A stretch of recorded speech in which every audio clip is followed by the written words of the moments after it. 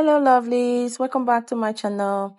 On today's video, we'll be making this beautiful Zara cap for my client. It's very easy to make and very simple to make. If you haven't subscribed to my channel, please like and subscribe. Come along and let's begin. These are the previous one that I made earlier and I used Ankara for them. The one we'll be working on today, we'll be using the Ashoke for it. Okay, so my client said she does not know how to tie and she wanted something very simple for her and her daughters. So I had to make something quick for them. I'll be working with the leftover pieces that I had from the dress that I made. So this is what I have. You are going to cut out 28 inches. Okay, so you cut out 28 inches. Remember, Ashoke has is 6 inches for wideness. That's how it is. So you are cutting out 2 of it and you are going to place it together and stitch. You'll be joining it together for you to have the wideness that you need. So this is it. After joining it together, this is what I have, and the total wideness is going to be 13.5 inches. So after you've joined it, fold it into 2. I'll be using Marco and wadding for this Zara cap. So come over to the upper part and give it a bit of a curve. Do exactly what I'm doing. Just be very careful, not cut out a big chunk from it. So this is it. After cutting it, this is what I have. Can you see it? This is what I have. So what you are going to do now is you are going to attach the Marco to the Zara cap. So I'm using the wadding to wrap the Marco that I have, and I'm going to wrap it and cut it out. After cutting it out, this is what I have. For the Marco, I use 3 inches for the wideness, and for the length, I use 16 inches. So it all depends on how wide you want it to be. You can use more than 16 inches since the total length was 28 inches. So I'm going to fold it in and shape it so that it will be equal. Then fold also the fabric, that's the Ashoke, and we are going to stitch on top of it. So the part you are stitching is not going to touch the Marco piece, okay? And when you want to stitch it, find the midpoint so that the Marco will be aligned together with the Ashoke. You get what I mean? You find the midpoint of the Marco so that the midpoint of the Ashoke and the midpoint of the Marco will be the same thing. So that's what you are going to do. After you've gotten the midpoint, take your pin and pin it up and start stitching. So I've gotten the point that I need and I'm going to start stitching it. You stitch from the one end to the other, but make sure you have space for you to be able to stitch. So I advise you stitch on the wadding, not the Marco. This is it after stitching it. Can you see? This is it after stitching it, and this is how it looks after stitching. So you fold it into 2 this way.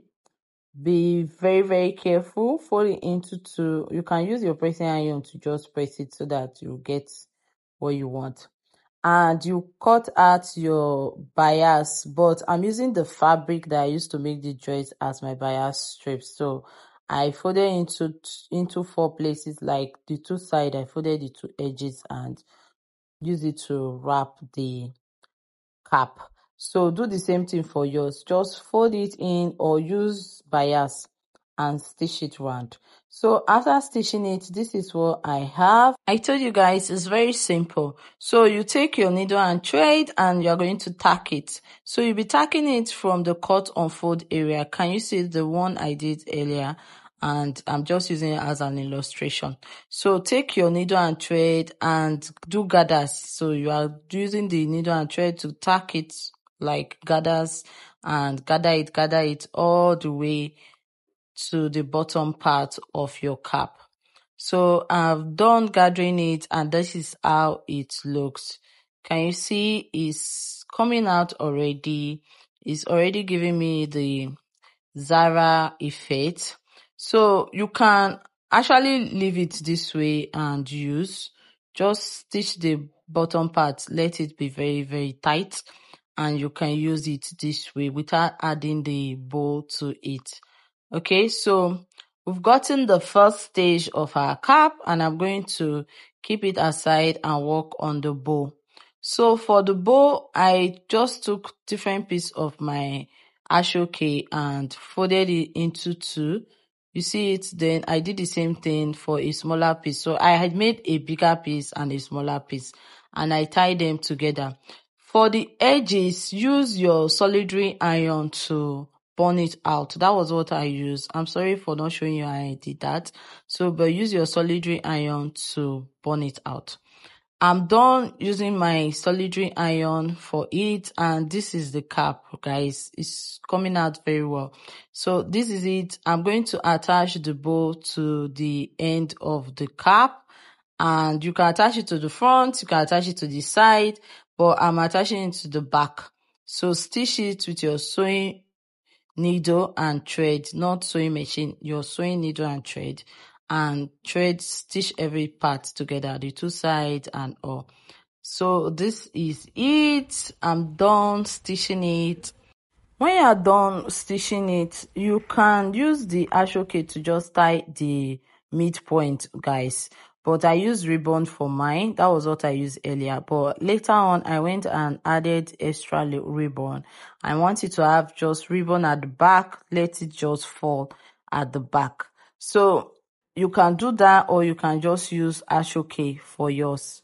You can leave it this way for your client, or you can add embellishment. But I added embellishment to mine, and I used my glue gun, which I had to regret earlier because the glue was just coming out. I think it's because of the applique that I used for it. So it had to bring out the glues. All the glue were just coming out, but it was looking so pretty though.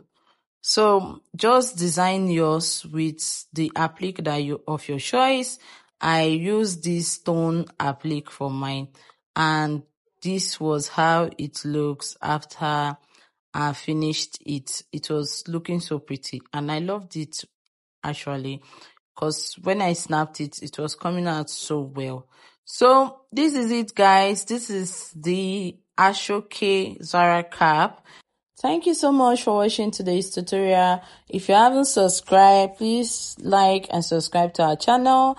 By doing that, you are helping us to grow and improve our channel. Thank you so much, guys. Bye, guys. God bless you.